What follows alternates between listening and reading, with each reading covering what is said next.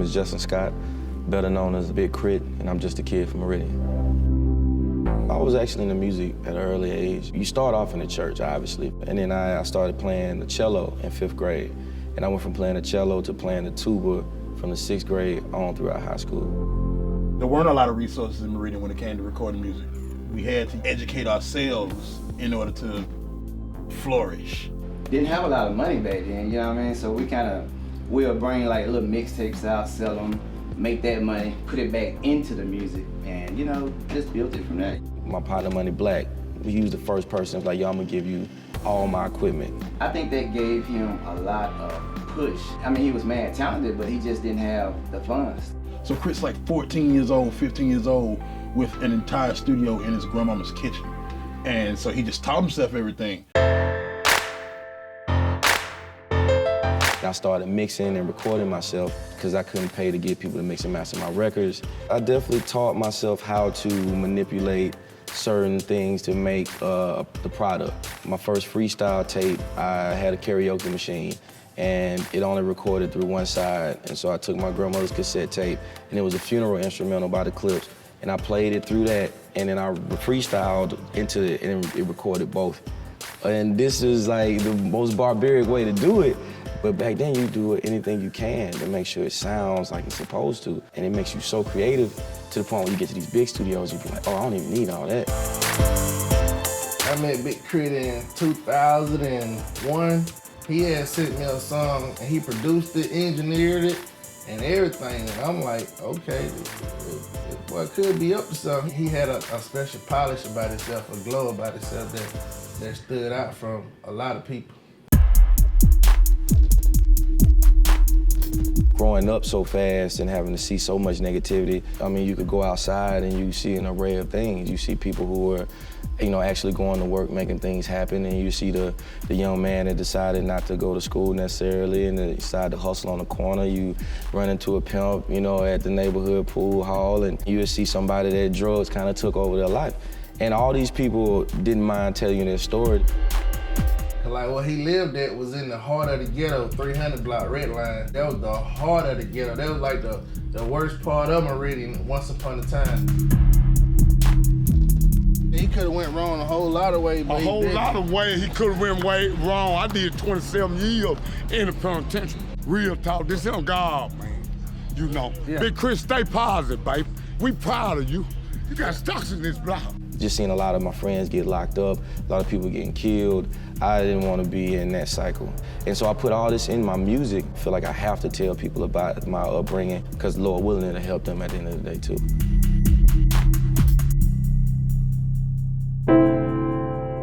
My father was just a real strong believer in baseball. He loved the sport. It was just one of those things that we did in my city, man. And in my mind frame, you couldn't tell me I wasn't gonna go pro.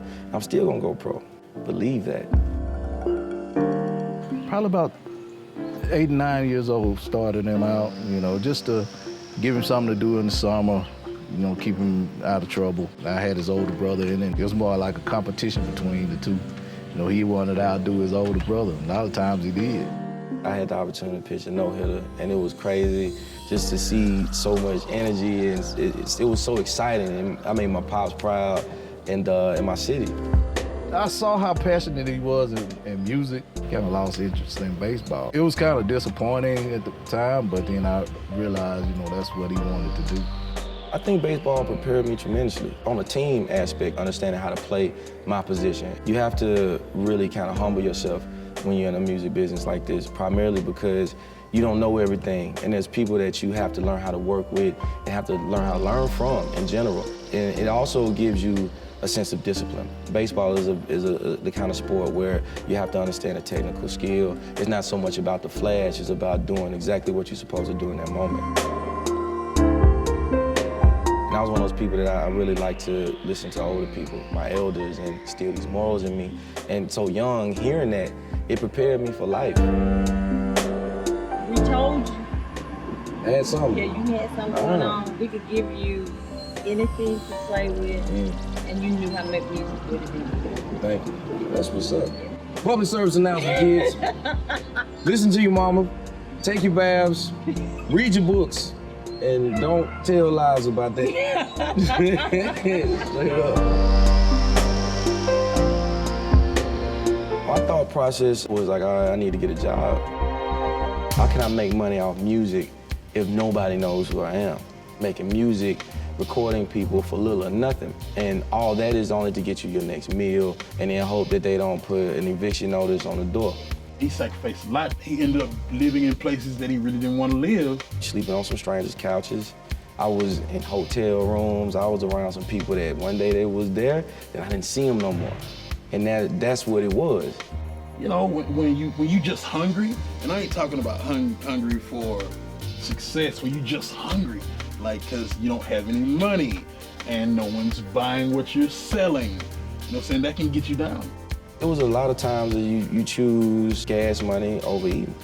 I used to talk to K.R.I.T every day, and he was walking to the store. He was spending like probably $3 or $4 every day to eat. Like probably 52-ounce soda, 2 hot dogs, and walk back home. The first initial thing going through my mind was how hungry I was and how good those 2 hot dogs were gonna be. But it was also the cheapest meal I could get at that very moment. And it was one of those things that I can look back on is like that was still God putting something in my way to help me along no matter what.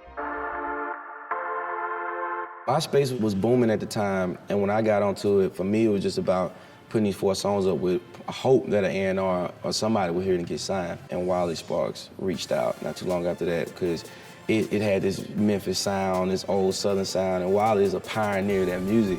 I was so blown away that there was a kid in Meridian, Mississippi making music like this. The inspiration WALLY would give me was like, man, the music you're making, it might not be the time now, but when people finally hear it and it hit for you, you ain't gonna have to worry about nothing. You know, and I helped him as much as I could at the time. Sometimes he'd be like, man, I think I'm about to quit. One of those moments when I was actually just moving back to Meridian, and my dad and my brother had to come pick me up. All the music that I had recorded, I didn't own. They picked me up in his truck, and I put all my clothes in there and we left. And in my mind, I was like, I can't keep doing this. Like, we was finna quit and go back to Mississippi and work on the railroad. That was the beginning of me probably looking at rap music like it wasn't for me. I used to tell him all the time that you taking the road less traveled and your reward is gonna be more bountiful this way. Whatever you do, do not stop making music. I was really hard on myself, I think, at that point. But I was determined to not let all that time go to waste. It was just through the grace of God that another opportunity arose from that one, which was the homie Johnny Shipes. And then that was a total new door that opened, and it got me to K.R.I.T Was Here. I think K.R.I.T Was Here was that breakthrough moment. Shipes was like, yo, I found this artist. I want you to check this out. So he sent me K.R.I.T Was Here like 6 months before it came out. I told me, yeah, one, for sure.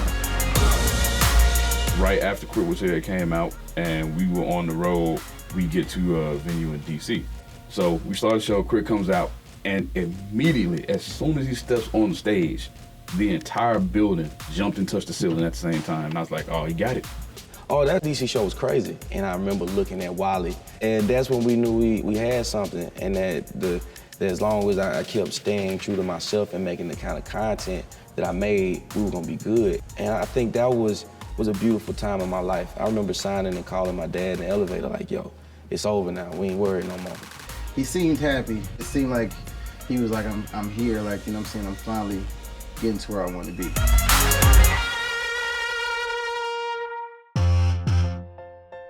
My grandmother really was the first person to really introduce me to B.B. King. And it was almost an ado to her to be able to work with him.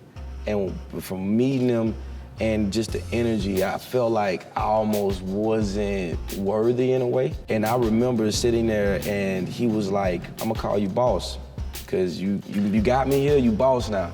And I was like, just call me Justin. He was like, nah, boss, we're gonna make it happen.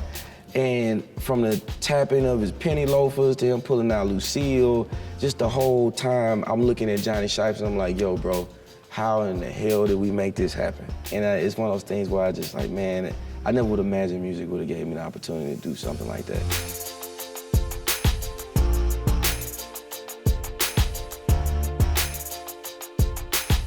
For for him to go from Meridian, Mississippi to going to the most iconic label in hip hop history, that says something about the person he is. K.R.I.T ain't going nowhere. K.R.I.T is gonna be a musician for the rest of his life. Whatever you do, build from the ground up. Learn your art form. A lot of people are so accustomed to the one hit or the microwave mind frame, but you need to really take in consideration what you're doing, learn everything you can about it, so you could be at the ground floor and build from there. Don't change yourself for success, ever. People see me in the streets, they know exactly who I am, and that's what's important, man. And I would just stay prayed up too, man. Stay blessed. Put God first, put family first, and just do your best.